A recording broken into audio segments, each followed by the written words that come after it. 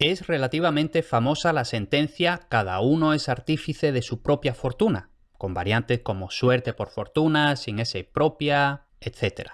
El significado es bastante claro. Es el propio hombre y no las divinidades, la providencia, el hado o, valga la redundancia, la fortuna, nada de eso, sino el propio hombre, el único responsable de su propia suerte, su propia fortuna, destino, devenir, etc. La sentencia cobró gran protagonismo en el Renacimiento para romper con la mentalidad típicamente medieval según la cual el hombre se encontraba sometido por completo al hado, el fatum romano, y a la voluntad divina. De hecho, se hablaba mucho de la rueda de la fortuna, básicamente un antecedente de las actuales ruletas de la fortuna. En esa rueda, como vemos, por ejemplo, en esta ilustración, la fortuna va haciéndola girar y el que estaba abajo puede estar arriba y el que estaba arriba puede estar abajo. Y eso no depende, según esta concepción medieval, de las personas, sino de la divinidad, ya sea Dios o cualquier tipo de alegoría, llámese hado, fortuna, etc.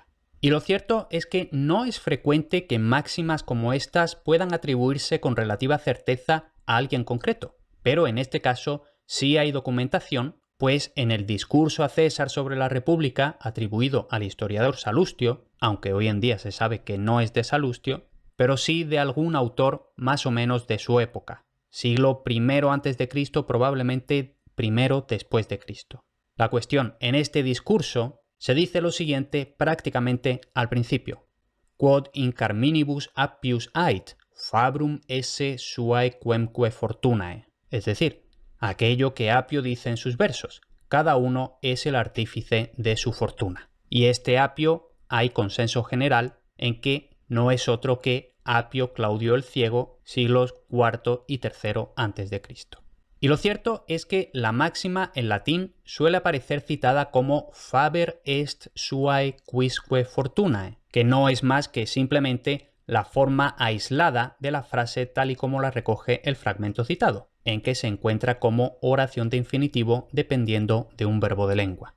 Y antes de terminar, un par de apuntes. Por una parte, tenemos ese quisque, que es un compuesto del pronombre quis, quién, que significa cada uno, cada cual, etc. Y aunque esto pueda parecer etimología popular, realmente la expresión española todo quisqui, cada quisqui, que yo personalmente la oigo más con dos ies, aunque el diccionario de la RAE lo recoge de las dos formas, quisqui y quisque. Pues bien, esas expresiones todo quisqui, cada quisqui, todo quisque, cada quisque y algunas otras variantes que pueda haber, procede efectivamente de aquí. Literalmente sería todo cada cual.